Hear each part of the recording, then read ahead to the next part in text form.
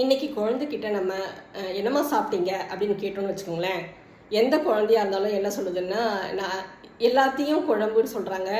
அப்படி இல்லைன்னா எல்லாத்தையும் பொரியல் அப்படின்னு சொல்லிடுறாங்க.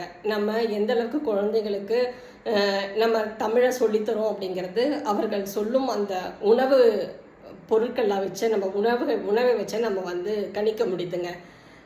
தயவு செய்து குழந்தைகளுக்கு அதற்கு ஏற்ற ஒரு சொல்ல பழக்கி கொடுங்க. எல்லாத்தையும் பொரியல் என்று சொல்வதற்கு பதிலாக நீங்கள் கீரையை பொரியல் செய்கிறீங்க வச்சுக்கோங்களேன். கீரை பொரியல் அப்படின்னு சொல்லி கொடுக்காம கீரை துவட்டல் என்று சொல்லி கொடுங்க. ஈரம் வற்ற நீங்கள் தேங்காய் துருவலை சேர்த்து செய்யக்கூடிய அந்த துணையலுக்கு சைட் டிஷ் துணையலுக்கு நீங்கள் துவட்டல் என்று சொல்லி கொடுங்க. இந்த துவட்டலை நீங்கள் அம்மியிலேயோ அல்லது மிக்சியிலேயோ அரவை இயந்திரத்துலேயோ நீங்கள் அரைச்சி கொடுத்தீங்க அப்படின்னா அதுக்கு துவையல் என்ற பெயரை அவங்களுக்கு சொல்லி கொடுங்க. ஏன்னா இதை சட்டினி அப்படின்னு சொல்லி குழந்தைங்க சொல்கிறாங்க.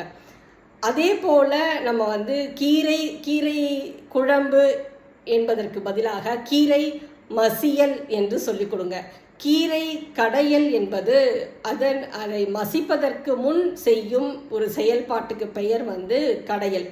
அது கடைந்து முடித்த பிறகு இருக்கக்கூடிய அந்த நிலைக்கு மசியல் என்று பெயர். ஆக எந்தெந்த சொல்லுக்கு என்னென்ன வினை சொல் இருக்கிறதோ தமிழில் இருக்கிறதோ அதை தேர்வு செய்து குழந்தைகளுக்கு சொல்லுங்க.